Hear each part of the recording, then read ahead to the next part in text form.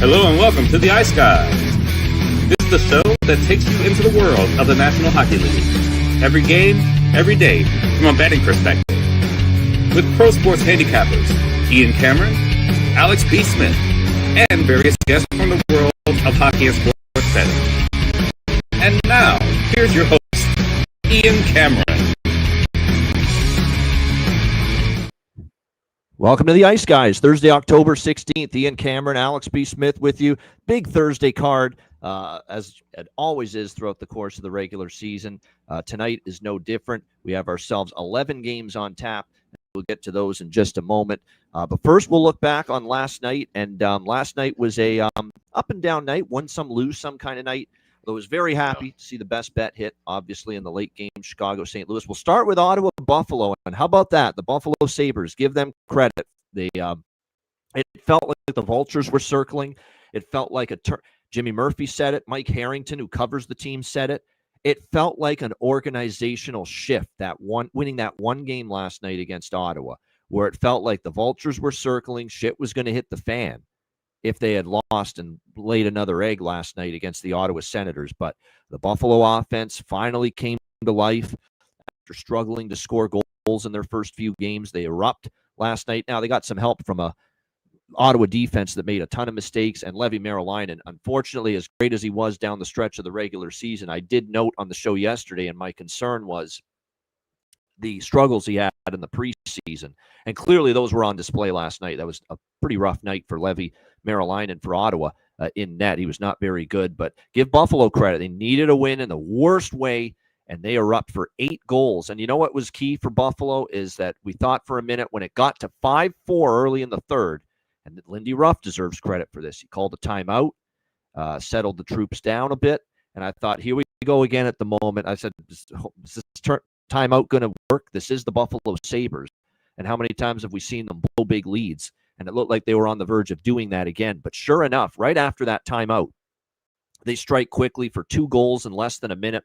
Ryan McLeod and Jack Quinn, both of them had multi-goal nights. So did Jason Zucker. And all of a sudden, what was a 5-4 Buffalo lead became a 7-4 lead. And that pretty much ended the Ottawa comeback bid. And then, of course, they added an empty netter. So a much-needed win for Buffalo and a little sigh of relief, at least, last night, getting their first win. And Ottawa's got issues, man. You know, no Brady Tkachuk for the foreseeable future. That's now back-to-back losses against Nashville and Buffalo. Merrilainen struggled. The guy that's going tonight, Linus Ullmark, hasn't had a very good start to the year. So there's issues with Ottawa and some adversity here early in the season for a team that got to the playoffs last year. And now there's expectations on Ottawa. So not the start, you know, that they were kind of hoping for. Not a good week so far with the 2 losses to the Preds and the Sabres.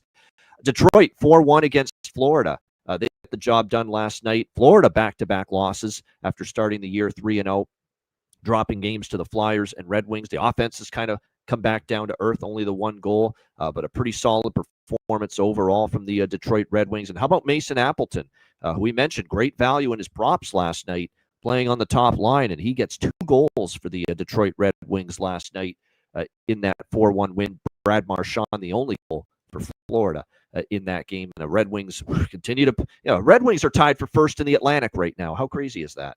But that's where we're at right now with the Detroit Red Wings. Now 3 wins in a row for them, sweeping Toronto back-to-back, and now taking down the defending champions 4-1. This one was frustrating for both me and Alex last night with Utah, because Utah, I'm telling you what, I was on team total over. I was on multiple alt team totals, 4.5, 5.5, and Alex was on the team total as well. I was on the first period puck line. The only thing that hit was the full game puck line with that late empty net goal by Utah, the -1.5. But I thought that was a kill spot for Utah, and it should have been. They outshot Calgary 32-20. The shots after the first 2 periods were 28-8 in favor of the Utah Mammoth.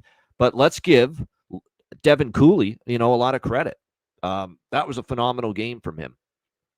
It could have been a lot worse if not for his play in net. Utah missed some chances, too. There were times they had a great, glorious look and missed the net. And then when they did hit the net, Devin Cooley was tremendous. So we got to give him credit. He played a lot better than his numbers in San Jose last year or 2 years ago would indicate, when he had really bad numbers with the Sharks in game action 2 years ago. But Utah does get the win. It was not as easy or pretty as we thought, but they do get the 3-1 win over Calgary. Tough game to be a goaltender in for a guy like Vejmelka. You're just not seeing many pucks coming your way, and then you got to make those saves with the shots you do face. Those aren't the easiest games to be in for a goaltender, but Utah finds a way. Just disappointing that, they had their opportunities. If that's anything less than a really good performance from Devin Cooley, Utah could have 5, 6, 7 goals in that game without question. But Utah with the 3-1 win there. And then performance of the night has to go to Chicago. I know Buffalo was pretty good, but this is even more impressive because St. Louis is a damn good hockey team, at least in my opinion they are. And Chicago goes in there and beats the brakes off them. Real impressive. And I know they're coming off the Vancouver-Calgary road trip there and back home. Not a great spot for the Blues, but don't take it all away from Chicago. They were terrific. 8-3 pounding for the Chicago Blackhawks over the St. Louis Blues. Really rough night for Joel Hofer, who ended up eventually getting replaced by Jordan Binnington late in that game. And it was just an offensive onslaught. Ilya Mikheyev stepping up. The trooper, Jason Dickinson, getting a goal. Frank Nazar scoring. What else is new? When you're seeing 2 friggin' goals from Lucas Reichel, you know you're having a Chicago Blackhawks. But that was great to see. Tyler Bertuzzi gets a power play marker. Even a depth guy, Ryan Green, gets on the scoreboard for Chicago late as well. Bedard was terrific as far as 3 assists in the game for the Chicago Blackhawks. TNT was all over this. Biz Nasty was all over this in the intermission breakdown. We've talked about this even before we started the show today, Alex and I. They look like the camaraderie's better. Bedard looks faster, more comfortable. And Bedard and the entire team look like they're not taking shit from anybody this year. We're going to show some pushback. We're going to get in your face physically. There's been times I've seen Bedard's got this monster and giraffe in Colton Parayko, and he's looking up at him, and he's not backing down. Right in his face, right in his grill. Did the same thing with Josh Anderson in the Montreal game. They are sticking up for each other, and they're sticking up for themselves. And that is something that was badly missing from this Chicago Blackhawks team. I'll be blunt. At times last year, it looked like they had no fucking backbone whatsoever, this Chicago team. This year, it looks different. Looks like they're sticking up for one another. I think team chemistry, I think they just get along better, too. But that's also a product of maybe the team just gets along than they did last year. I think Frank and Connor, you can tell in the post-game interview, they're kind of the faces of the team right now, clearly with the way they've played. And I warned everybody about Chicago, even though they were 0-3 before they beat Utah the other night. This was a team that was playing better than that 0-3 record. They were good against Florida. I thought they were solid against Florida. They could have won that game on opening night. Boston game, a bounce here or there, and they beat the Bruins in overtime instead of lose to the Bruins in overtime. And then the Montreal game was a heartbreaker. I thought and Montreal's had a hell of a start to the season, and Chicago nearly beat them. Should have gotten a point out of that game, but they gave up the game-winning goal in the final minute of regulation. Chicago had played better than that 0-3 record, and now they've won 2 in a row against Utah and St. Louis. Just everything looks solid, as far as this team goes. Their team defensive game, looks a little bit better to start the year this year as well. That's been something. Now, it didn't start out well, but once, St. Louis got the 3 goals, and then that was it. They put the clamps down after that, Chicago. So give them credit, but a great win for the Blackhawks. And as I turn it to Alex, that makes him a big-time Blackhawks fan quite happy with what he saw last. Yeah, absolutely. I mean, it was a joy to watch a game like that. And not just because, like I said, it's not just an 8-3 win against a team that was in kind of a rough spot. This was the culmination and continuation of what we've seen from going back to the end of last year. Like you said, the young core finally kind of gelling together, getting familiar with each other and sticking up for one another. Like I said, playing with heart and balls. And that's what I said on Twitter last night. When people asked me, what's the difference with this Hawks team this year to last year? They have balls. They're sticking up for themselves. They're sticking up for each other. Saw Bedard the other night at the home game against Montreal. Looked like he wanted to actually get into a full-on fight when Anderson was in his face. Like I said, getting in the face of Parayko. Frank Nazar crashing the net, scoring the goal, and there's a big scrum, and he's celebrating by himself. Like they're getting their confidence. They're getting their legs under them, and that's what this whole process is about. You talk about trust the process. You talk about tanking and building from scratch. These are the moments you want to see. These are those turning point moments you want to see. And to beat a good team like St. Louis, to beat a goalie that had been looking really good in Joel Holfer and make him look like a bum last night, that's fantastic. That's great confidence building for that team moving forward. And like I said, getting contributions from guys throughout the lineup. Ryan Green getting his first goal of the year. Lucas Reichel, all he's heard about, if he's heard his name or Googled his name or searched his name on Twitter, is where's he getting traded? And here he goes coming out, a night out of the press box on the ice and getting 2 goals. That's huge. So, Arvid Soderblom making big saves. Like I said, was a little shaky early, but he settled in and made a couple of fantastic saves in the second and third period of that game. And that's a game where, if the Hawks win that last year, it's probably 8-5 or 9-6. It's not nearly as tight. The little things, and the broadcast team on TNT, the play-by-play guy said this, they're doing the little things right. Maybe they let St. Louis back into that game, last year. True. Oh, easily. And you could say that for all 5 of the games that have been played with the Hawks so far. If those games were played previous season, 2 previous seasons, you're talking about 0-4-1 with much more disastrous results. And here we are 2-2-1, and you're talking about where they possibly could have won 4 of those 5 games. It's a drastic change. Like you said, it's only 5 games in. Now you have to continue building upon this. You've got Vancouver coming into your house on Friday night. You have to have another big effort, especially in front of the home crowd. But like I said, so far so good. So it's just fantastic as a Hawks fan to see it. Just for the game itself, we always hear about teams getting hyped up, right? Going all the way back to with Edmonton and with McDavid and Draisaitl. You want to see it progress. You hear all the hype. We see what this team looks like on paper, but now to see it in person, see it on the ice, it's wonderful, certainly. Now, the rest of the games, like I said, up and down, that Utah game was just absolutely maddening. At one point, Utah had a 28-7 shot advantage on Calgary, but Devin Cooley kept that team in the game. And he's going to have to – that's the thing. He had an A-plus performance. He's going to probably have to have an A-plus performance for like 90% of his starts. And that's a lot to ask for a guy. Like I said, there was times where Utah was kind of sleepy in that first period, and they should have really put the screws to him, and he made big saves. And that's something that Utah is really going to have to build upon, too. You get chances. I mean, Dylan Gunther had a chance right on the doorstep that he completely whiffed on. And as someone was mentioning in the chat, you didn't see him much on the ice. And I'm wondering, maybe they were kind of shifting and he was sitting down a little bit longer because of that. Those guys are talented, but they have to bury chances. And as well as Cooley was in net and the big safety he did make, Utah missed on a lot of chances. That still should have been a 6-1 game despite Cooley making a ton of stops early in that first period. And that's something that they're going to have to really kind of work on. They have that talent. They just have to work on their finish. If they can finish, they'll be a dangerous team. But they're just a little bit away from being a consistently dangerous scoring team in this league.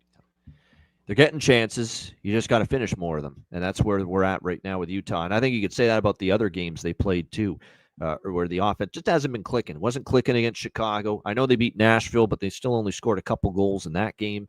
So, yeah, offense is still work in progress for the Mammoth right now so far this season. All right, we got a bunch of games. We're trying to keep it to around a 90-minute max with the show this year. 2 hours is too long, so we're going to try to keep this within 90 minutes. Rapid fire, a little brisker pace with the game breakdown. So let's go. Off and running. Get your track shoes on, people. We got 11 games. All right.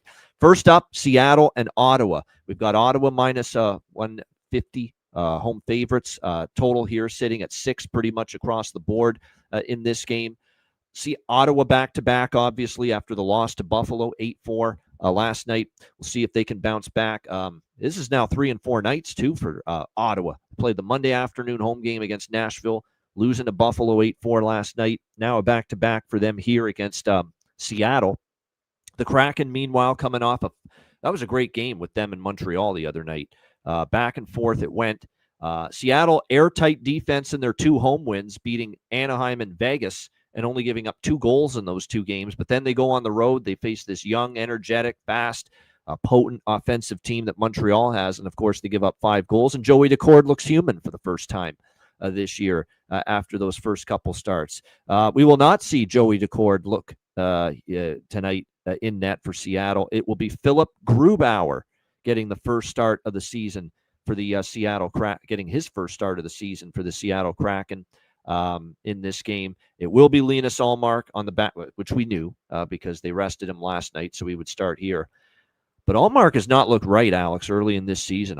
These numbers aren't good through now. It's 3 games. It's a small sample size, but 4.07 goals against average, 842 save percentage. Boy, oh boy. Not the numbers you want to see right now from Linus Ullmark. And I don't trust Philip Grubauer. So this was a game I passed initially. And then my trusty little goalie, starting goalie's screen lit up Grubauer. And I'm like, we got to hit this over 5.5. Now it's gone up to 6. And I know Seattle's trying to play tight. And they're going to want to dumb this thing down after giving up 5 goals and losing to Montreal. I get all that. But Grubauer in net is someone I don't trust, period, end of story. Again, last year, 3.5 goals against average, sub 900 save percentage for him with the Kraken last year. Linus Ullmark's not stopping the puck the way he's capable of to this point early in the season. So at 5.5, this is not my favorite over on the board. By the way, there's a bunch of overs on my card tonight. So if there's not a lot of goals in the NHL tonight, then I'm going to be making an old trip to the poorhouse probably after tonight when it's all said and done. So I like this one over 5.5 here, Seattle, Ottawa. I considered Ottawa team total over 3.5 as well, bounce back spot. Maybe I do get involved in that small, but primarily here I grabbed the full game over 5.5. Still lean that way at 6. Alex, what do you think here, Seattle, Ottawa? There's still a 5.5 minus 125 at DraftKings. Yes. Yep. So definitely I bet. grab that. I implore you to grab that if you have that available. Otherwise, at 6, this is one where I won't get greedy. If you have a 6, play a 6. No reason to try and win because the 5.5 will probably be around 135, 130, and I could see maybe some goals early in this contest. This wouldn't shock me if this is a game where there's a goal maybe 90 seconds, 2 minutes in. So it's go on and play over 5.5, over 6. I would endorse either one, but obviously, like I said, it's what's the best available. 5.5 minus 125. Yeah, this is one. Nothing on the side. I'll tell you this: if you like Ottawa in any way, shape, or form, I wouldn't love them at minus 150. I would just play the team total. If you like Ottawa, just play the team total. Yeah. Because to me, they're at this point of the season with what I've seen from them, they've got to win games with their offense right now because their defense and their goaltending is not up to par right now at the moment. And I don't trust either one of these teams in regulation. Yeah. But this doesn't feel like a draw game either. So, team total would be the only way I'd side anything Ottawa. I agree. Amadio, we talked about this yesterday, but Amadio's on the top line. There's probably some value there. Parlay Pinto, of course, it goes without saying. We'll look at him to find the back of the net here for the Ottawa Senators. He did it again last night, scoring for the Ottawa against Buffalo, so it's been a great start for him. I'll say this. Here's a positive for Seattle. Jared McCann scoring. Matty Beniers has looked better. They had to have a better offensive season from him. And so far, he's looked solid in the early going. So maybe you can look in either of those directions as far as props here tonight in this game between these two teams. All right, next up, we've got Nashville and Montreal. Montreal minus 145, home favorites, 6 the total here in this matchup. By the way, Nashville obviously coming off the loss to Toronto, 7-4. Montreal with the 5-4 win in overtime against Seattle. Of course, Nashville, that loss to Toronto where they gave up all those goals was our buddy, Useless Onanen, who was in net that night, of course, for the Nashville Predators. 2 days later, I'm still mad I only bet the overs in that game small. I psyched myself out of it because, well, wait a minute now. Nashville is a total of 6.5, and yet the game flew over the total with 11 goals with Primo and Onanen in net that night. This is another one at 5.5 because, again, Montreal 5.5s look cheap with totals right now because of the way they're scoring. I mean, their power plays look great. Ivan Demidov, a phenomenal night against Seattle. They've got Lane Hudson quarterbacking that thing. Cole Caulfield heating up now early in the season. And this Montreal team in their first 4 games, it's been impressive from them. They got shut down by Toronto 5-2, but I thought they still generated chances, and they've scored 13 goals now in the 3 games since then. UC Saros will be in net for Nashville. He's looked solid in the early part of the season. He started in the Columbus game. They won 2-1. He started in the Utah game. They lost that game 3-2. And then, of course, he started against Ottawa. They won 4-1. The game where they gave up a ton of goals was obviously on and in net. But you look at it, Utah has struggled offensively. Ottawa's kind of had a disappointing start to the year. Montreal will test them a little bit more going into this game. And this is one of these deals where I think Montreal can win the game, but I would just rather take team total over with Montreal if I get involved in it, which I'm going to, along with a small bet. These are small bets here. Montreal team total over and a little piece of 5.5 over the total here. Jakub Dobeš in net for Montreal, and that is worth noting because what I would say is if you like Nashville, take them first period puck line or first period money line or to score in the first period, something like that. Jonathan Davis has pointed it out. We're both aware of it too, Alex and I, that the frequency that he has given up the first goal of the game is crazy. I think it's something now like 15 of the last 17 starts. 16, 18. 16 of 18, he's given up the first goal. And it's usually been early. Like it's been an early goal. Like he's given up the goal in the first 10 minutes of the game. So this might be a spot too. There's some markets, 365 has it, FanDuel has it. You can bet a specific team to score in the first 10 minutes of the game. Yep. I might target that with Nashville here. It's just been so evident and obvious and consistent that Jakub Dobeš has given up the first goal of the game, and quite often it's been in the first 10 minutes. So if you can find Nashville out there to score in the first 10 minutes, I'm not talking both teams, I'm talking just Nashville to score in the first 10 minutes. And remember, they are off a 7-4 thumping against Toronto. So in theory, you would expect them to come out relatively solid here tonight in this game. I'm just going to look now, first 10 minutes here. Plus 200 at Bet Online. That's one. Yeah, there you go. Good stuff. Oh, hold on. I picked up the wrong game there, but there we go. First 10 minutes. I know Bet365 has it as first 10 minutes team to score Nashville plus 200 at Bet365. Yeah, that's worth a shot. First 10-minute goal, Nashville plus 200. That's worth a shot. It's just been so ridiculous. Crazy. 16 of 18, he's given up the first goal. And I can tell you off the top of my head, of those 16 games he's given up the first goal, many of them have been in the first 10 minutes of the hockey game. It's been pretty uncanny. Alex, what do you think here? Nashville, Montreal. So, yeah, I'm on my Nashville to score first goal in first period, plus 140. That's my favorite play out of this stack. I also will be on Nashville to score in the first 10 minutes, plus 200. I have Michael Bunting first goal at 25-1. And then I have both teams to score in the first period, plus 165.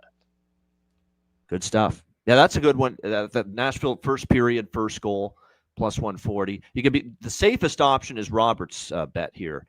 One of our favorites here in the chat. Nashville to score. Yeah, Nashville to score first overall. Just to score the first goal. Doesn't matter when it happens. Yeah, at that price, I'd add that too. I would definitely, like I said, you can chop a unit up and attack 4 or 5 different things regarding first goal for Nashville.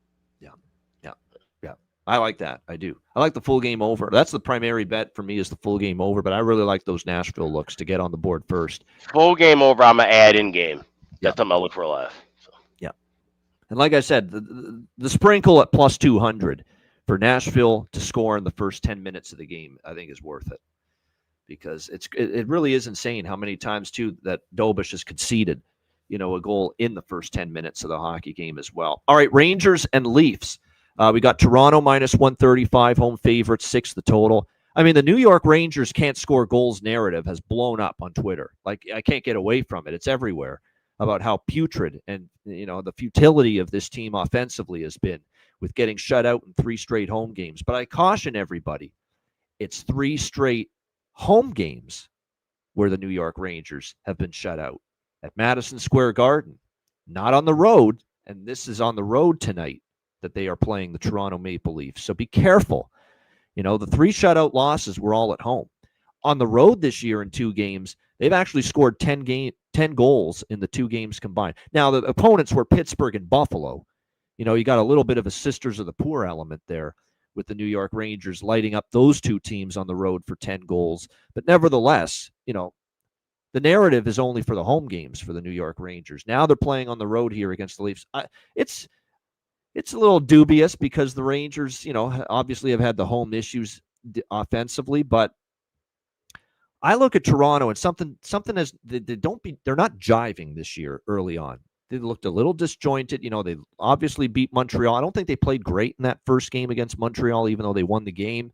We obviously saw them lose the back-to-back against Detroit right after that. Yeah, they got back on track offensively against Nashville. It was like a get-well night for Austin Matthews. He gets a couple goals. William Nylander, a 3-point night.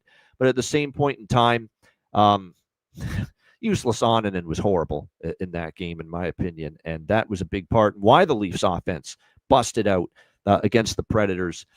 I took the Rangers here, plus 115. I mean, they have been able to score on the road. They've won both of their road games. Again, Pittsburgh and Buffalo are not as good as Toronto. Totally understand that. But I think at this price and coming off the shame of another home loss, a home shutout loss against the Edmonton Oilers, I think the Rangers are worth a bet in this spot, plus 115. And Igor Shesterkin's been great. Lost in the fact that they haven't scored at home is the fact Shesterkin's looked great in every game. He'll go up against Anthony Stolarz, so Stoli the goalie for Toronto. That'll be a great goaltending matchup.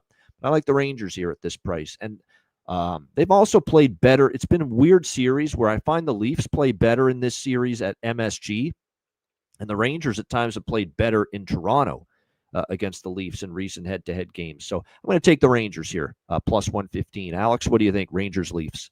Yeah, I'm only going with the Rangers' first goal in first period. Like you said, it's just kind of just fading how everybody's looking at all the Rangers can't score anymore. I'm sure there's going to be an emphasis on them to jump out and get that first goal. So plus 135, that's my only play in this game.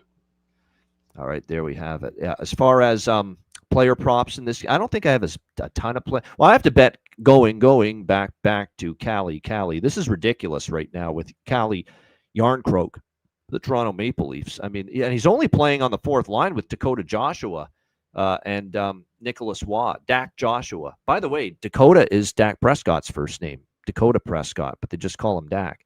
So this is Dakota Joshua. He does not want to be called Dak, but it's just a crazy, it's a useless piece of info, but I just thought I'd throw it out there. But yeah, Dakota Joshua and Nicholas Waugh with Yarncroke on that fourth line, and that has not stopped Yarncroke from scoring. He scored in 3 of the 4 games so far this season for the Toronto Maple Leafs.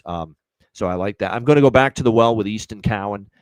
He has really fit in nicely with Austin Matthews and Hungry Knives on that top line. So Easton Cowan, goal and assist prop, going to look in that direction as well. And then any props for the Rangers, let me see what I took for them. Didn't really do much because obviously, there's value with probably Sheary, Cooley on the second line. But like I said, Panarin and they need more from Panarin and Zibanejad for sure. Those two guys got to get going a little bit more. But like I said, Rangers, I think, at this price, worth a look. All right, Colorado, Columbus. We've got Colorado minus 160 road favorites, 6.5 the total here in this game. Yeah, Sack Prescott, Doug. Very good. You can call him that, too. This was the first bet I made on the card overnight. First thing that stuck out to me. I figured it would be goals in this game going into it. And then I looked at the last year's 2 matchups. Avalanche Jackets.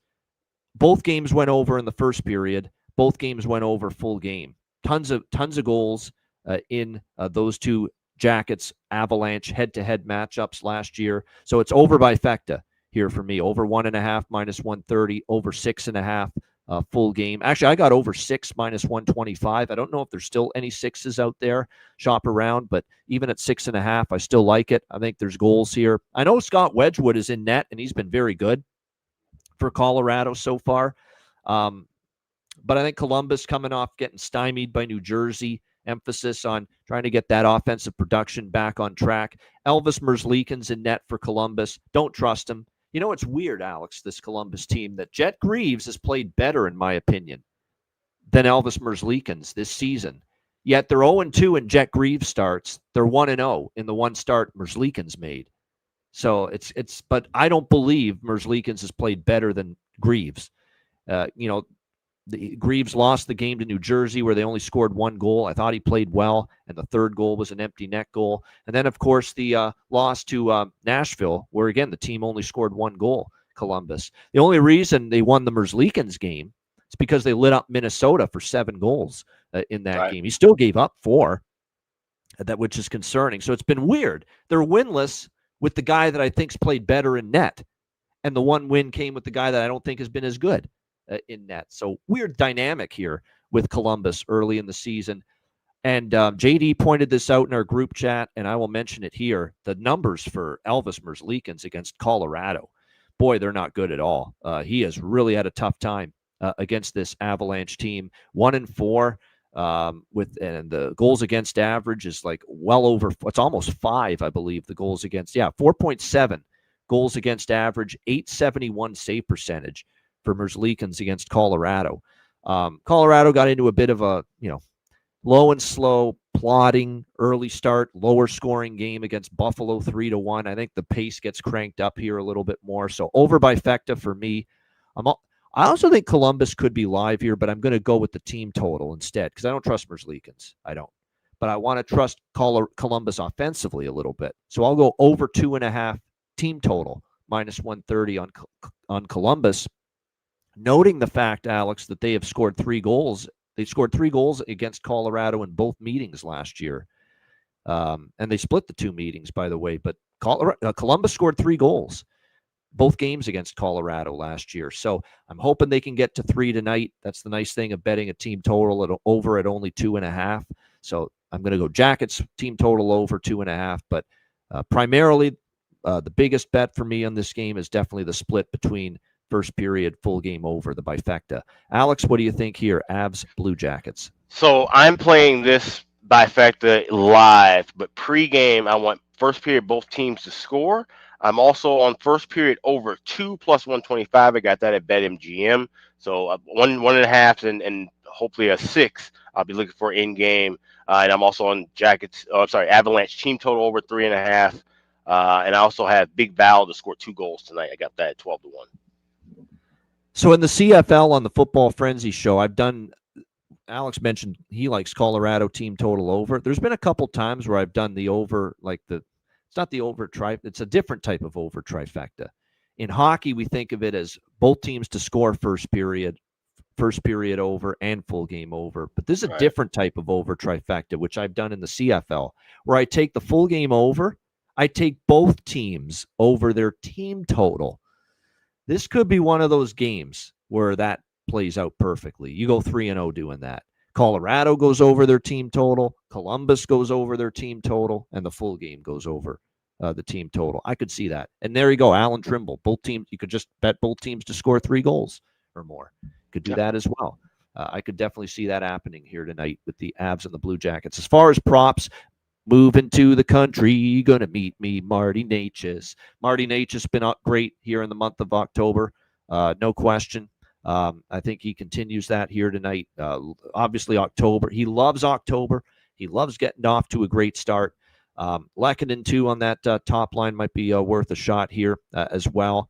It's an interesting little angle, too, to consider on the Colorado side of things when it's all said and done, is that Gavin Brindley, who is now with Colorado, and he has scored already this year for the Avalanche. And he's going to be a good, I think, offensive player in this league. He got his first goal against Dallas over the weekend. This guy was drafted by Columbus. So he gets to go up against the team that drafted him and now no longer has him. So, like I said, Gavin Brindley, I got a sneaking suspicion that he might be live as far as a player prop here, drafted 34th overall by Columbus back in 2023. So I don't mind that look. Gavin Brindley as well.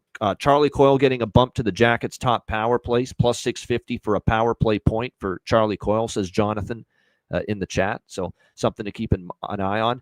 The one that stands out for me prop-wise for Columbus in this game is Kent Johnson, because he's going up to the top line here tonight for the Columbus Blue Jackets alongside Sean Monahan and Kirill Marchenko. I think Johnson's had a bit of a slow start. He hasn't had a point in the first 3 games. But I think this is a way to try to get him going a little bit, and certainly good value with his props going into this game with that bump to the top line with Monahan and Marchenko. Right now I'm seeing Kent Johnson currently as high as plus 340 to score a goal, plus 190 to get an assist here in this game tonight on that top line for the Jackets. So, yeah, I think that's worth a look. Good value there. All right, Florida and New Jersey. We've got New Jersey minus 145 home favorites, 6 the total in this game. So I think I've had some kind of bet on all the games so far tonight. This one I don't. This one's a pass as of now. I get it. Florida's slumping, two losses in a row. Flyers and Red Wings looking to avoid a third straight loss. New Jersey's rested. New Jersey's home opener as well. Their first home game this season. So I expect, a lot of energy from the Devils. Florida's not exactly a team I'm excited to back on the road. They've struggled on the road here on this road trip. And, of course, now Kulikov injured, in addition already missing Barkov and Tkachuk. Daniil Tarasov in net. I'm not enamored with maybe backing Florida with him in net. Remember, he was in net for the Philadelphia game, and they lost that game by a score of 5-2. But obviously you would expect him to be in net with Bobrovsky having played last night. We know Jacob Markstrom out week to week, says Sheldon Keefe. So it'll be Jake Allen getting the start in net for the Devils. Top Cheddar, who knows the Devils well, he's a fan of the team. He keeps telling us every time he gets a chance to, he likes Jake Allen more than Jacob Markstrom. So I don't know. Well, what I will say is he's certainly played better so far this year when I've seen Jake Allen in net, and he's capable. He certainly is capable of going in there and playing well. He can struggle too, but he's capable of going in there playing well. This is a game where I could see New Jersey winning. I could see Florida winning. I could see it going over. I could see it staying under. So there's not really much I have here in this game, side or total pregame. Maybe we get involved live. What I will say is, even with the struggles, Alex, and Bobrovsky not starting and being on a back-to-back, I don't feel comfortable going to the sportsbook account, whichever one it is, and saying, let's lay this kind of price against the defending Stanley Cup champions. I just don't want to do it at this price with New Jersey. What do you think here, Alex? Florida, New Jersey. I like this draw here. I got plus 333 over at BetMGM. I see plus 325 at Bet Online. So shop around for the best price. But I could see this one being, either it's slow and it's close, or it goes haywire with the two backup goalies and it finds itself into overtime. But that's the only thing I'd like here. Other than that, is it's a pass for me. Nothing props related or side related. Just a draw. We're going to go back to Mackey tonight. Obviously, it was pretty quiet the whole team was quiet. They only scored one goal as a team, and it was Marchand. But it was that line that scored. So I'll take another shot with Mackey Samoskevich as long as he stays up with Bennett and Marchand on that top line for Florida. Lundell, Lusterine, and Reinhart. I could see maybe those guys making a bit more noise here tonight in this game.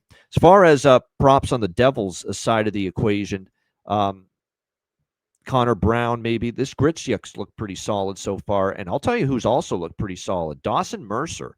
2 goals against Columbus. 3 points in the last 2 games. Had a bit of a dip last year in his production. And I could see him maybe making an impact tonight. I like what I'm seeing right now at the moment from Dawson Mercer for the New Jersey Devils. So there's a prop I'm interested in as well. All right, Winnipeg and Philadelphia. We've got the Winnipeg Jets minus 135, road favorites, 5.5 the total. I'm sprinkling on the draw here. This is an Alex B. Smith special for me. A little draw bet here for me, Jets and Flyers. I think we have a chance to go to overtime.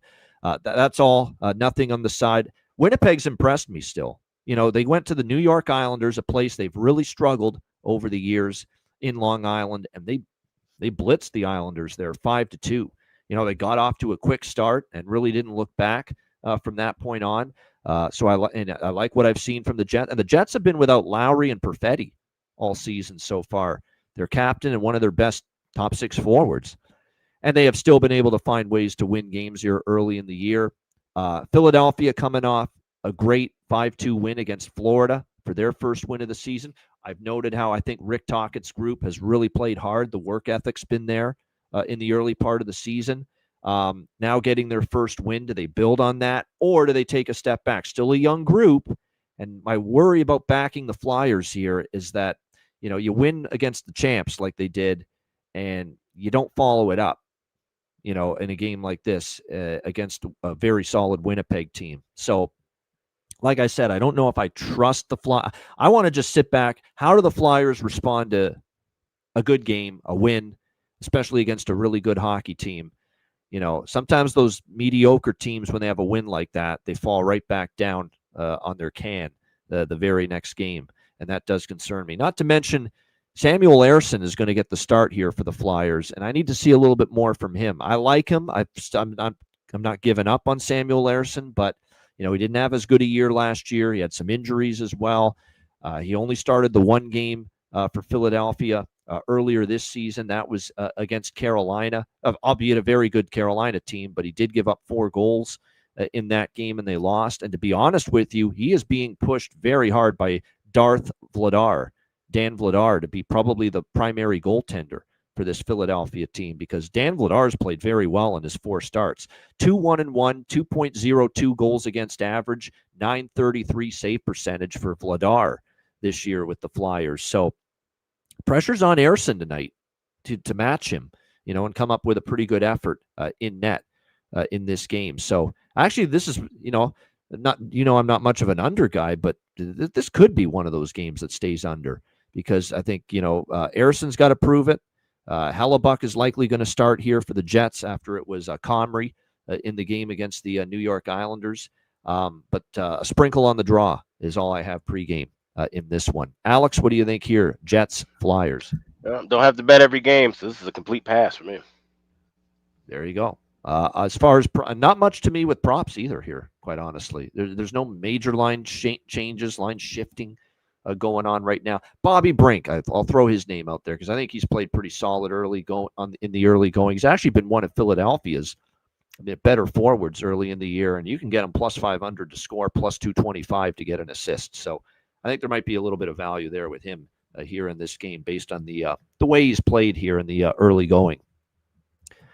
All right, next up, we've got the Edmonton Oilers and the New York Islanders. Edmonton minus 160 road favorites, 6 the total here in this game. The New York Islanders winless. You know what's crazy? The New York Islanders, how about the first 3 games for the Islanders? All of them overs. You wouldn't necessarily expect that going into this first 3 games, the Islanders all being overs. But it's been their defense. This is not, let's not kid ourselves. Let's lay the cards on the table right now. The New York Islanders haven't been a good defensive team for a while now. Okay, it's not Barry Trott's not walking through that door if we're going to play the Patino game here and talk about the New York Islanders. This is not a team that's playing good defensive hockey. And when you look at the makeup of this blue line, you're not totally shocked by it. The trade of Noah Dobson leaves a huge hole. I don't think Romanov is a top pair defenseman. And I know damn sure defensively, Tony DeAngelo is no top pair defenseman at all.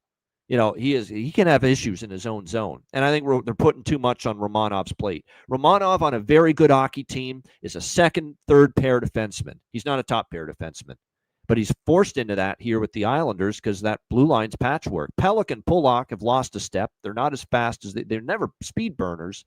But, they get beat to the front of the net. The foot speed's an issue. Scott Mayfield, good physical stay-at-home guy, but again, his speed's not great.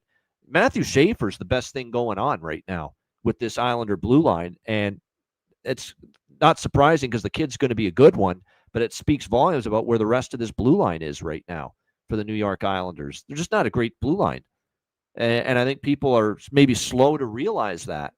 And now they're going to start Big Siv David Riddick for the first time this season in net for the Islanders. So you got a blue line that struggled mightily that is getting lit up at the moment. And I mean lit up. Like they are giving up goals. They're giving up goals to teams that aren't even the most prolific, proficient, dynamic offensive teams in the NHL. Like Winnipeg, for crying out loud, rolled in there and put a 5 spot on the board against the New York Islanders on Monday. They gave up 4 to Washington. Washington's not been lighting it up so far this season. Washington scores 4 against the Islanders. Pittsburgh scores 4 against the Islanders.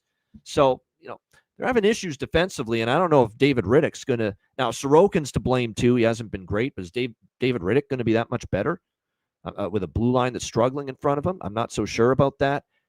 And I know Edmonton hasn't been scoring. Actually, believe it or not, Edmonton's not had that, big explosion offensively that they're capable of with Connor McDavid, Leon Draisaitl, Nugent Hopkins and company.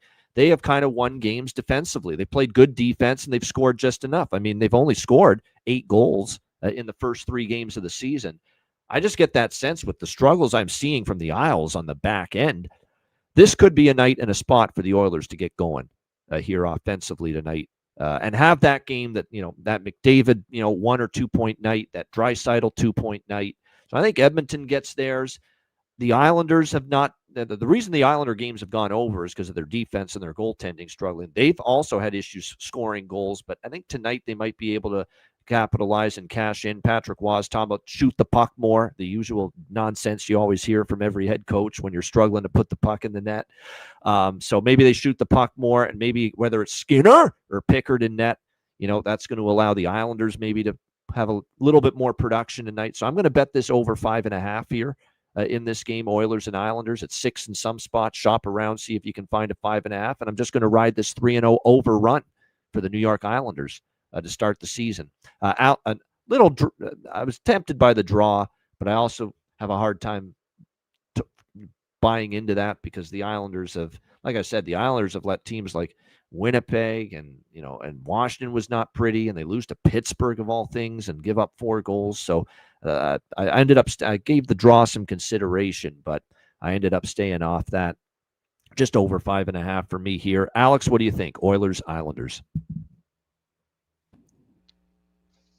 Yeah, I think.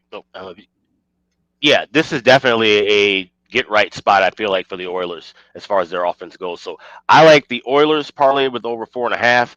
MGM had it at minus $1.05. Bet online, actually, that's where I bet it. Bet online, they have minus $1.10. You can easily, you don't have to have that pre-combinated. You can find that just side and alternate total and usually add those into a parlay too. So if they're preloaded like a MGM or something, you can find that at just about any book. Just add it together. But over 4.5 with Oilers money line, and then I'll look for a 5.5 in game because, like I said, 6s are pretty much prevalent everywhere. So I'd like to try and get a 5.5 and a minus 120, 125 range in game. All right, there you go. Good stuff as far as that. I'm not giving up on the props that we've met. Mangiapane got an assist the other night against the New York Rangers. I'm still going to look toward him scoring a goal. Keep an eye, too. There's been another adjustment for Chris Knobloch. David Tomasic is going to get the opportunity here on the top line, it looks like, with McDavid tonight. He's not exactly a young guy. He just made his NHL debut this season. He's 29 years old. But David Tomasic going to get the opportunity here with Connor McDavid. So there's probably some value with his props tonight in this game. Goal, assist.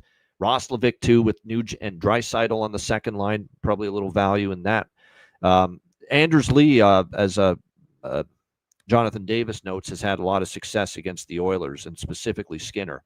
I'll say this, the people that like the Islanders, it's a pretty good spot for them, just simply because they're desperate. They're getting a good price at home. I understand people taking the Islanders as a home dog. It's difficult for me to do it, but I understand why you're doing it. Because in Edmonton now, after the shutout win against the Rangers, are they able to? It's just, and I do think the Islanders offense gets going a little bit tonight, but are they going to shut the Oilers down? I'm not so sure about that. That's why I gravitated more toward the total in this game. All right, next up, Vancouver and Dallas. We've got Dallas minus 170, home favorites. Total here 6 across the board. Money's coming in on the Canucks, and from a spot perspective, it's not terrible to think that. Vancouver's going to be focused, start of a road trip. Obviously, they're coming off the back-to-back losses against St. Louis and Edmonton over the weekend. So they're certainly going to be looking to bounce back from those 2 games. They only scored 3 goals, by the way, in those 2 games. I don't know if I want to step in front of Dallas, though. They've 3-0 start to the year.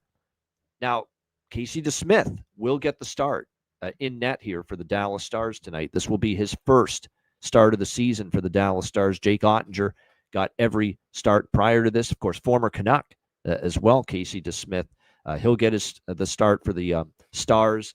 I expect Thatcher Demko for the Vancouver Canucks. It hasn't been confirmed yet, but I would certainly expect him to be in net. Lankinen was in net against St. Louis, and they lost that game. So pretty damn sure it's going to be Thatcher Demko here for Vancouver. What's very fascinating about this game, and it's why here's another team where I've mentioned I like the Islander game over, saying, well, the Islanders are 3-0 to the over so far. We're riding it. Dallas totals 3-0 to the over with Dallas. 5 goals scored in every game. They're a terrific offensive team from everything I've seen so far. They've got the depth. I know Matt Duchene's going to be out now after sustaining that collision the other night against Minnesota. But still, I mean, they've got plenty of depth. Wyatt Johnston's been on a roll. Robertson's off to a great start. Mikko Rantanen. Don't sleep on Sagan and Sam Steele and just so many weapons too for Dallas still up front. And what's funny about this Vancouver-Dallas series is that 4 of the last 5 meetings in Dallas have gone over the total. Last year, if it is Demko versus DeSmith tonight, as I think it will be, Demko versus DeSmith was the matchup in net late last year in Dallas, these same 2 teams, and it created one of the craziest finishes you'll ever see. Dallas looked like they had that game won. It was 5-3 in the dying minutes, and Vancouver somehow in the last minute and a half scores 2 goals with the extra attacker. They tie that game, and that was DeSmith who got the start that night for Dallas. Tied it at 5, sent it to overtime, and Vancouver completed the insane comeback and won 6-5 in Dallas last year in that game. And I want to note with Demko, who has been great this year. So he's been really good so far this year, but he has struggled against Dallas. In his last 3 starts against the Dallas Stars, he's given up 11 goals, Thatcher Demko. So this has been one team that he's had some issues with in recent starts. So I'm on over 5.5. I'll be honest, I'm tempted by Vancouver at this price. I am just a little bit because of DeSmith being in net. They beat DeSmith last year in Dallas with that 6-5 comeback win in overtime. This is a tantalizing price. This is a very tempting price for me for Vancouver, but I prefer the over 5.5. We'll ride Dallas 3-0 to the over, 4-1 to the over the last 5 meetings in Dallas between the Canucks and the Stars. Alex, Vancouver, Dallas. I got over 6 at even money earlier. I'm going to look for a first period over in game. Like I said, this is I could feel this being a back and forth kind of a game. And DeSmith, playing against Vancouver, that just dreadful ending the last time these 2 teams played. I'm sure that's going to be on his mind. But I definitely, like I said, Demko, and he is confirmed, by the way, Demko. So it will be that same matchup. But I just like goals here. Like I said, Vancouver, a little bit of a, like I said, business trip approach having that first game. So I think their offense will show up. So 5.5, if you can grab it. 6 is fine too at this one, but I'm going to wait a little bit in game for that first period over. Okay, get my mic unmuted there. Yeah, as far as props in this game, like I said, Sammy Steele is still up that lineup he's been on the top line, placed there throughout the early part of the season here by Glenn Gulletson. And, if he stays there, again, we're looking for value. We're looking for players that are mispriced based on where they're positioned in the lineup. Doesn't mean it's going to hit all the time, but long term, you're going to make money with these situations. And Sam Steele on this first line, there's value. Ritskovian. Of course, if you're looking at just pure form right now, it's hard to argue with Mikko Rantanen. It's hard to argue with Jason Robertson. It's hard to argue with Wyatt Johnston. These guys have been terrific offensively early in the year for Dallas. So if you're going to look at props with any of those players, I wouldn't say no. Here's an interesting one with Vancouver. Adam Foote's tinkering because he knows this offense hasn't been great. And by the way, Thomas Harley, Scott mentioning it, Harley point automatic. Harley's got a point in 3 straight games against Vancouver. So that could be something to look at as well. And Drew O'Connor, who they got from Pittsburgh last year, he looks like he's going to be stationed with Pettersson and Garland on a new look top line for the Vancouver Canucks tonight. So Drew O'Connor value, Garland value, and with Garland, you're going to get an effort from him. That guy plays hard every night. He's a small guy that plays big, as I always like to say, Connor Garland. So there's some value with both of those guys, I think, as far as props. And maybe this guy's streaky, and he got, I think, 2 goals for them against St. Louis, even though they lost. Kiefer Sherwood. He's always one of these guys that, from that third line spot for Vancouver, he can strike and start to get on a bit of a mini heater. So, and maybe a sign of that. So maybe a little Sherwood prop as well to go along. And definitely value for me with Drew O'Connor and Garland, who are alongside And Pettersson's got to get going here. What's he got? 1 point in the first, 3 games. There's been games where, again, doing the same old floating around act and, not getting involved as much as he should be. So again, pressure's on. They're getting restless already, and it's been 3 damn games regarding Elias Pettersson here for the Vancouver Canucks early in the season. I can't blame them. Patience is running thin. Enough, is step up already, but hasn't been easy for him to be able to do that. All right, Carolina and Anaheim. This is one of my favorite games that I'm excited to watch going into tonight for sure. You've got this Carolina team that looks like arguably the best team in the NHL early in this season, even without Jacob Slavin. No problem for them against the San Jose Sharks. Dominant game, too. Dominant without Jacob Slavin. 5-1, shut down the Sharks completely without their best shutdown defenseman. That's what made that so impressive. The shots in that game were 43-17 in favor of the Carolina Hurricanes. I mean, that was extremely dominant. But they'll be tested here by this spunky, feisty Anaheim team that is already coming together quickly in the first few games under Joel Quenneville. Carolina minus 190, road favorites, 6.5 the total. This is over 6.5 for me in this game. Freddie Anderson should be in net. I haven't loved Freddie Anderson the first couple games. I'm not saying he's been bad, but if you look at Freddie Anderson here, he gave up 3 goals to Philly. He gave up 3 goals to New Jersey, and he only faced 22 shots in those games. And now you're going to face an Anaheim team that's had no issue scoring goals. They got 12 in the first 3 games, 11 in the last 2 games.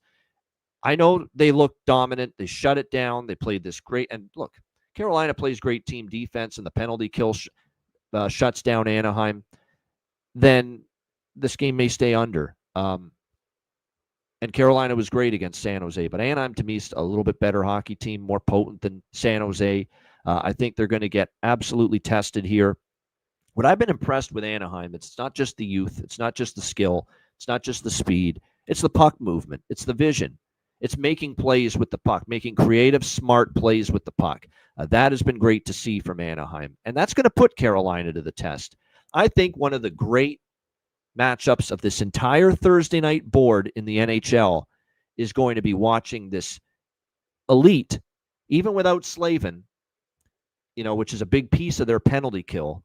It's still a great penalty kill. They've been elite for years. We've talked about it, both of us, how great the Carolina penalty kill is year in and year out. To watch this Carolina. So please take penalties tonight, Carolina. I'm begging you, because I desperately want to see your amazing penalty kill up against this Anaheim power play, which has looked really good early in the season. That's going to be a great, great inside the game matchup to watch here tonight with the Hurricanes and the Ducks. The great penalty kill of the Canes against what's looking like could be one hell of a power play this season for the Ducks.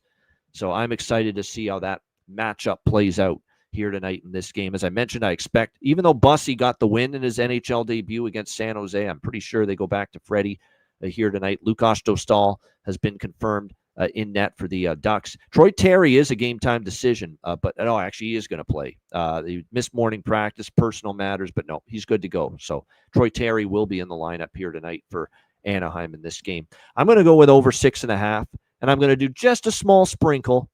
Keep them small because I'm doing it with this because Carolina's a machine right now. I don't feel like I'm rushing to step in front of them as they're undefeated, but part of me thinks San Jose is not as good as Anaheim. That's number one. Number two, how many times do we see no Slavin the first game? Everyone steps up. Everyone steps up. Everyone does their part, does a little bit more. They get the job done. Now, the second game without him tonight against Anaheim, maybe now you feel it a little bit more. The loss of Jacob Slavin, the absence, the hole that he leaves, on that back end. And that's no disrespect to Gostisbehere and Keandre Miller, who's played well so far this year, and the other blue, Sean Walker. It's no disrespect to those guys. But game in and game out, you're not going to always be able to overcome the loss of someone like a Jacob Slavin. And this could be one of those nights where they feel it a little bit more. So I'm going to sprinkle on an Anaheim team total here, over 2.5, and a little bit on the big money line at plus 160 here tonight. I've talked myself into a small shot here on Anaheim. And I know Carolina's looked great, and they clearly had no problem winning without Slavin the other night.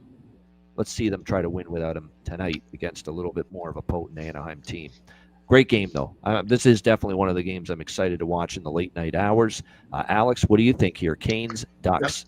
Yeah, you look back historically, Anaheim has given Carolina fits, and we're talking about some much, much weaker Anaheim teams down that stretch to go 6-4 over the last 10. I think this is a spot, yeah, to definitely back Anaheim. So I'm not only going to go plus 160 on the money line, I'm going to do the parlay of Anaheim and over 4.5 at plus 200. I see a plus 210 as well. So, like I said, combine that at your best shop and find the right price. But anything plus 200 or higher with that Anaheim and over 4.5, along with just straight money line at plus 160. No doubt. I think they're going to be in this game. I think they're going to be live, as in they're going to have a chance to win this game, and they're going to be competitive. We'll see if they pull it off, but that's all you can hope for when you're taking a plus 160 underdog. You're looking for them to be competitive, be in the game, and I think they will be here tonight in this one against the. Even though nobody loves Carolina this year, at least going in as much. Very few anyway love them as much as I do. I picked them to win the cup for crying out loud, and win the Eastern Conference as well. I expect them to be great, but we're talking about a big price. I think this is the game they feel it more, the loss of a Jacob Slavin. We'll see if that is indeed the case. As far as props for this game tonight, for Carolina, Jackson Blake's probably a good one. His dad played for Anaheim a little bit, long time ago. Jason Blake. That shows you how old Alex and I are getting. We were old enough to remember Jason Blake, Jackson's father, suiting up in the NHL. Stankoven's worth a shot, I think. As far as props, Jarvis has been off to a great start this year for the Hurricanes. For Anaheim, Cutter Gautier's feeling it. Beckett Seneca, who's been solid to begin the year for the Ducks. Very impressive with him because he was definitely not a shoo-in to make the roster in the regular season, Seneca, and he's played very solid for them, no doubt. Power play points. Now, be careful because Carolina's got a great penalty kill. But again, it's a penalty kill. It is great, but it's without Slavin, your best penalty killer. So there could still be opportunities to take some Anaheim power play point shots here tonight as far as point props for the power play for the Anaheim Ducks here tonight in this game. All right, next up, we got two games left. Boston Bruins and Vegas Golden Knights. Vegas minus 230. Home favorites in this game, 6 the total in this one. Boston Bruins, you mean they weren't going to win every game this year? No, apparently not, as they finally lost to Tampa Bay on Monday afternoon by a score of 4-3. And now they make the long flight, beginning a West Coast trip here in Vegas at T-Mobile Arena, the Fortress, against the Vegas Golden Knights. Vegas has not been smooth sailing to begin the year. They've looked utterly dominant and utterly, potent and explosive in some moments, and they've looked like they've been going through the motions and scuffling and sputtering and hacking and wheezing along in other moments in the first few games, Vegas. I think that's a very accurate description to tell you how it's been going early in the year with Vegas. And that's why they're 2-2. It's a perfect record for them. They've been, obviously, they blew that game to LA. They should have won in their home opener, 6-5 in a shootout. They beat San Jose in overtime and had to come back to win that game. They lost to Seattle in overtime, and they had to come back from a deficit to beat Calgary the other night. They were down 2-1, and had to come back and win that game 4-2. And I know Bruce Cassidy has said he hasn't loved the way his team has started in multiple games this season.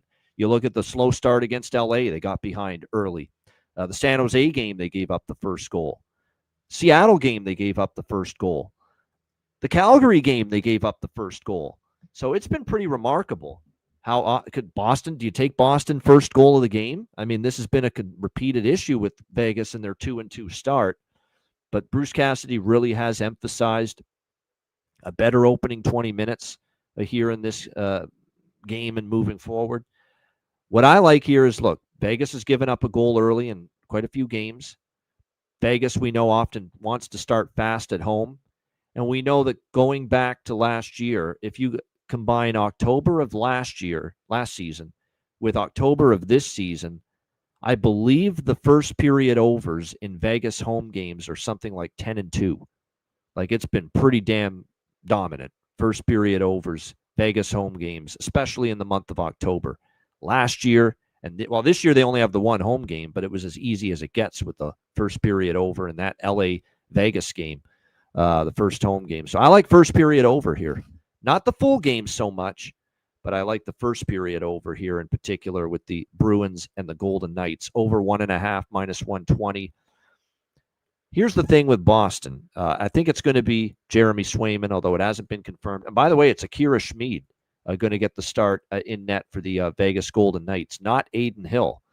So keep that. Aiden Hill's day-to-day anyway with the injury. And by the way, the worst-kept secret in hockey is now official, by the way. And with that in mind. This is breaking news from the Ice Guys.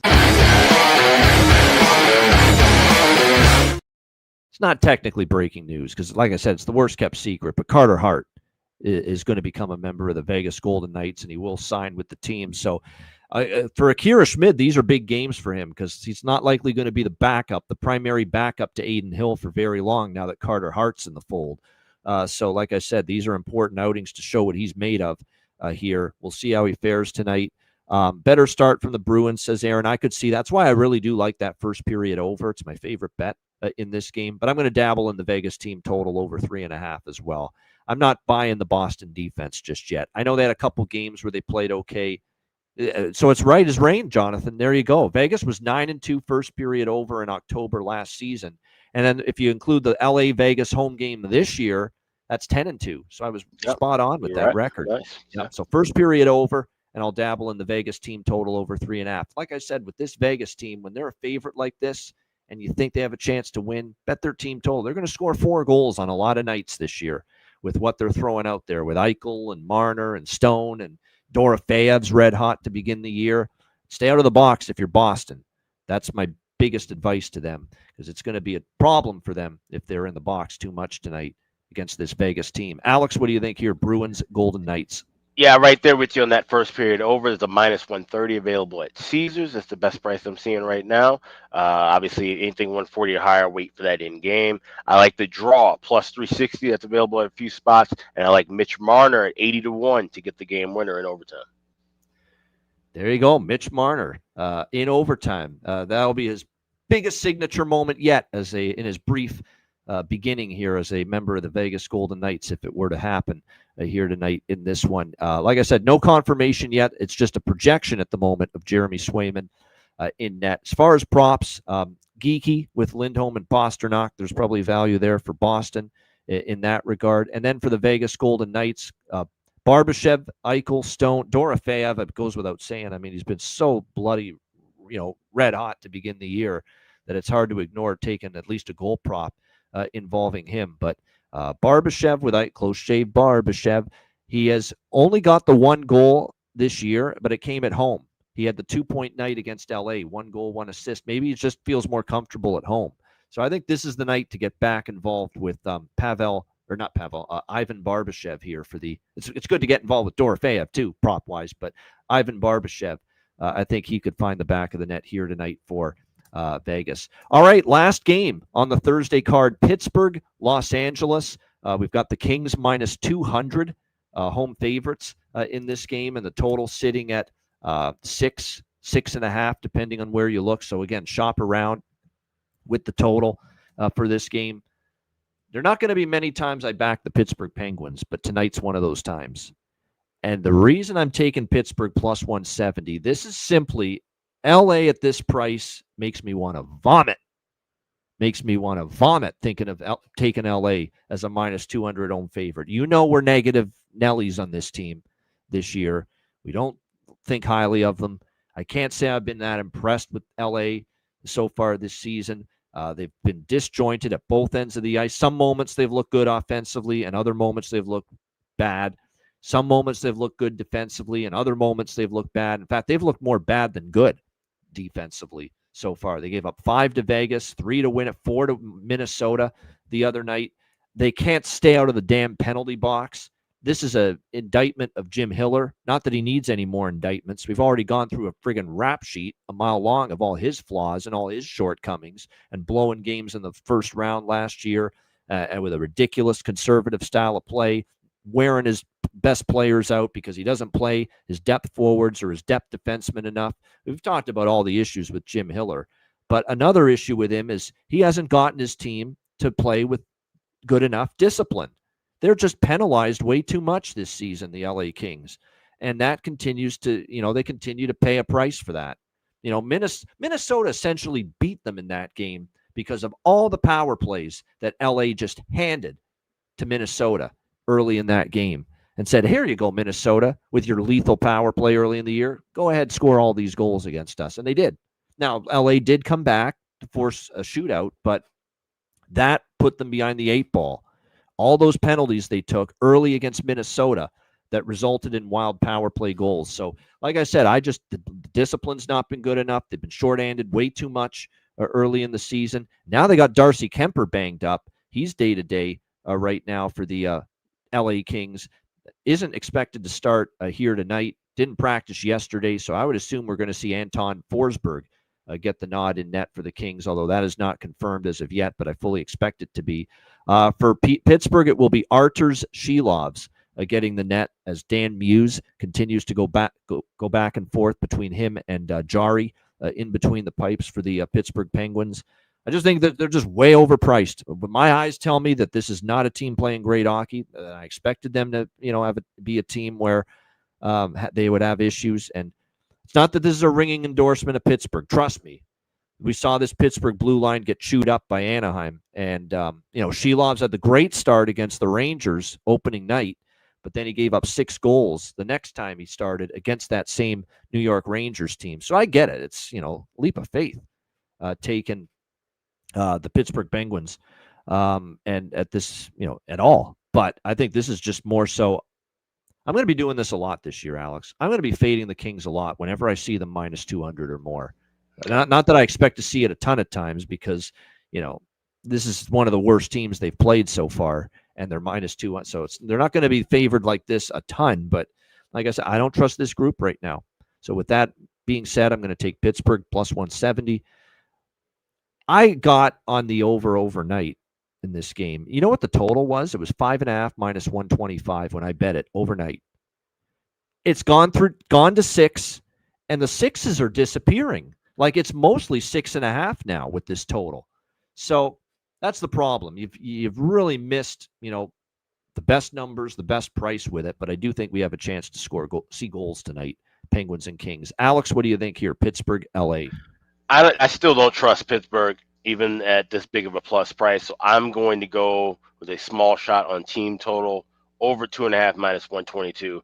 I just believe they can at least get to 3 goals, but it wouldn't shock me one bit if LA, found their game tonight and blew the doors off of Pittsburgh, simply because as bad as I think we both think LA is, I think they're still a little bit better of a team than Pittsburgh. So, like I said, this one I'm going to stay away from. It's a little sprinkle on that over 2.5, otherwise it's a pass. I would agree. I still think LA is better than Pittsburgh too, but we're betting prices, not teams, as I often say, and that's exactly why I'm on Pittsburgh. It's the price. It's that the Kings in this price range, I'm not fully trustworthy of them. And like I said, I think offensively, if they play 5-on-5, they can score. They've scored goals at 5. They've just been shorthanded so much. I like their lineup offensively. Fiala, Byfield, Kempe, Kopitar. We'll have to see if Kopitar plays. He's game time decision. Kuzmenko's been a nice fit on that top line. Pittsburgh, the one thing I think they will be able to do at times is score goals. Crosby, Rust, and Raquel is reunited now that Rust is healthy. Mantha's actually gotten off to that. Mantha, Malkin, Brazeau line has actually been solid. I mean, it's hard to pass up Justin Brazeau right now to score a goal with what we're seeing from him. What a crazy hot start for him with the Pittsburgh Penguins right now as far as finding the back of the net. So they actually are getting 2 pretty solid lines at the top. The problem is the depth. After that, there's a big drop off for Pittsburgh after those top 2 lines. But like I said, think they could be live in that game based on the price, and I do think the over's worth a look. Although, again, you're not getting the best of the number now anymore. Great stuff. Great show. Shout out to everyone in the chat. Appreciate you guys joining us. Hit the like button if you haven't done so already. Alex, you wanted to run? Yeah, I'm just going to run down. Yeah, because we've got just about everything confirmed in net, so just want to go back and just kind of run this over for everybody. So New York, Toronto, Igor Shesterkin listed as probable. Anthony Stolarz is confirmed. Nashville and Montreal, we have Saros going up against Dobish. Seattle and Ottawa, we got Grubauer going with Ullmark. Tarasov is likely for Florida. Jake Allen is confirmed for New Jersey. We have confirmation for Hellebuck against Ayrton with Jets in Philly. Wedgwood confirmed for Colorado. Merzlikins confirmed for Columbus. Skinner confirmed for Edmonton. David Riddick confirmed for the Islanders. Demko and DeSmith confirmed for Vancouver versus Dallas. Swayman and Schmid confirmed for Boston versus Vegas.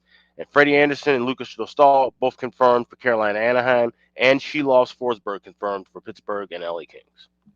All right, there you go. There's your goalie rundown right there on this big Thursday NHL card. Great stuff from Alex with that. Make sure you check out wizardsportspicks.com. You can find me, Alex, Matt, a bunch of great handicappers on that site. Make sure you check it out, wizardsportspicks.com. Patreon.com/Ice Guys, just $10 per month.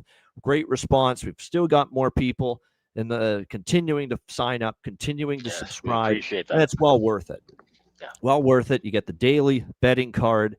We're trying to get it up, posted on the page at the latest by 6 p.m. Eastern each and every day through the week. So, again, make sure you check it out. Again, goalie charts, totals charts, bonus content, all the Player Suite episodes we did over the summer are up there. All that and more. We're going to have exclusive live betcasts later on in the season, the live chat rooms. The discussion is great with our Patreon members there. And again, the daily betting card where you get sides, totals, player props posted on the Patreon page each and every day. Me, Alex, and any guests on the show, you get the Patreon card each day. So make sure you sign up and subscribe. The response has been tremendous. For that, we thank you. Just $10 per month, patreon.com/Ice Guys. And also check out the Ice Guys store, iceguys.myspreadshop.com. We've got all the merch available, caps, T-shirts, hats, mugs, you name it, we've got it right now, and tons of cool designs available as well. Sales will be coming up pretty soon, but like I said, we got things, kind of some lower priced items as well now too. So check out the store if you haven't checked it out already. That's iceguys.myspreadshop.com. All right, bargain bin special of the night and best bets coming up in just a moment, right after we hear from our great Ice Guys sponsors.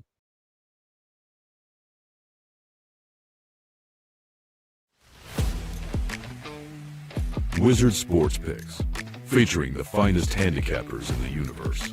Sharp insights, trusted picks, and relentless results. We strive to help you become consistent winners. This is Wizard Sports Picks.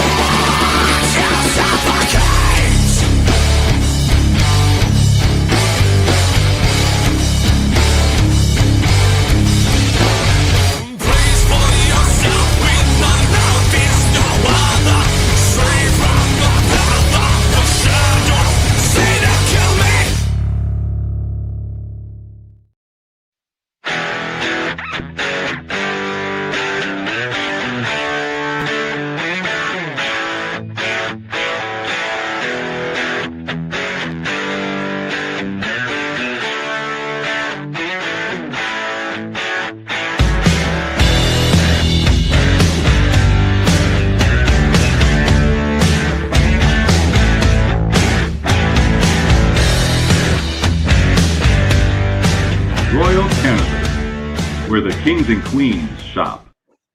Check out all our great sponsors, including Royal Cannabis, our brand new smoke sponsor. 20% off promo code Ice Guys at royalcannabisshop.com. All right, bargain bin special of the night. Yes, still over on the season for yours truly with bargain bin specials, but it's going to happen. It's going to happen at some point. We'll be patient. We've had good thought processes, good logic behind these. One of them is going to pay off at some point, but we've got Alex cashing a few. I've had some of our guests cash a few already. And we'll see what we've got on this loaded Thursday and 11-game card for bargain bin special of the night. Alex, where are you headed in the bargain bin? I have two bargain bin specials, but I'm only going to be talking about one here. The second one, you will have to go to patreon.com, Ice Guys, to check out, and that'll be listed later tonight in the card. But the one that I'll be talking about here is involving that Nashville-Montreal game. And I mentioned I liked him to score the first goal of the game, but officially, anytime goal scorer will be the choice. Michael Bunting. You can get that plus 350 anytime goal scorer. I'm hoping add in a little value with that plus 2,500 to score the first goal of the game. But I like Michael Bunting for Nashville to get one on Dobish. Like I said, as good as he's looked at times, he's certainly given up goals, especially early. So Michael Bunting, anytime goal scorer plus 350 for Nashville. That's my first bargain bin special tonight. Second one you'll have to find at patreon.com/iceguys. There you go. There's reason to sign up right there. Patreon.com/iceguys. $10 per month. And Alex's second bargain bin special on the card is exclusive to our Patreon members there. So make sure you check that out. And the other one, as he just mentioned, Michael Bunting for Nashville to find the back of the net. My bargain bin special of the night, just one. There's a bunch of choices I could have went with, but I'm going to go to Kent Johnson for the Columbus Blue Jackets. Up on that top line with Monahan and the other Kirill the Thrill. Everyone thinks of Kaprizov as Kirill the Thrill. Don't sleep on the other Kirill the Thrill, Marchenko, for the Columbus Blue Jackets. And Kent Johnson will be up there on the top line with Marchenko and Monahan. Johnson plus 340 to find the back of the net tonight. Kent Johnson plus 340 for my bargain bin special of the night. All right, best bets to wrap it up for this Thursday. Alex, what do you like for best bet?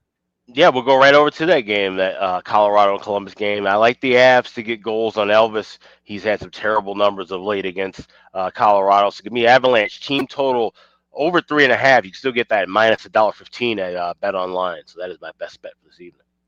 All right, there we go. Colorado team total over 3.5 for Alex B. Smith with his Thursday best bet. My best bet for this Thursday slate, I think I'm going to rock and roll with this first period over with Bruins and Golden Knights. It's been so strong. 10-2 last 12 Vegas home games in the month of October for first period overs. It's been a tremendous run. I would expect Bruce Cassidy knows this team's gotten off to some slow starts. I would expect them to want to correct that tonight. I would expect Boston to come out pretty aggressive, coming off the loss to Tampa Bay, starting this road trip. So I think good chance we get 2 goals from the two teams combined in the opening 20 minutes. 10-2 first period overrun in the month of October for Vegas at T-Mobile Arena. So Boston, Vegas, over 1.5, minus 120 first period for my best bet here for this Thursday NHL card. Shout out to everyone in the chat. Hit the like button on the way out. We appreciate it very much. And just a reminder, we're going to start hyping this up more next week, and especially the following week, our first live betcast of the NHL season. It's right around the corner. It's Tuesday, October 28th for the Frozen Frenzy night. Games every 15 minutes starting at 6 o'clock p.m. Eastern time. That's going to be an extended betcast. We're going to be on the whole night, 6 p.m. Eastern, all the way till after 1 a.m. Probably be closer to 2 a.m. Eastern because I think the last game's like 11 p.m. Eastern or something. Wow. On that Tuesday night. But hey, it's our first betcast. It's been a while since we've had one. We'll make it a good one and a long one for you. There you go on Tuesday, October 28th, 6 p.m. Eastern, Frozen Frenzy, Ice Guys live betcast. And it'll be a free open to the public betcast as well. So very much looking forward to that. A reminder, the Ice Guys is live 7 days a week, Monday to Friday, 2 p.m. Eastern, Saturday and Sunday, noon Eastern. If you can't watch the show live, download the Ice Guys podcast in audio form on all major podcast platforms, Google Podcasts, Apple Podcasts, Spotify, Stitcher, iHeartRadio, Amazon Music, and more. Download the Ice Guys podcast when you can't watch the show live. For Alex B. Smith, I'm Ian Cameron. Have a great Thursday night. Enjoy the games and good luck. And we will be back tomorrow on Friday, 2 p.m. Eastern, for another edition of the Ice Guys.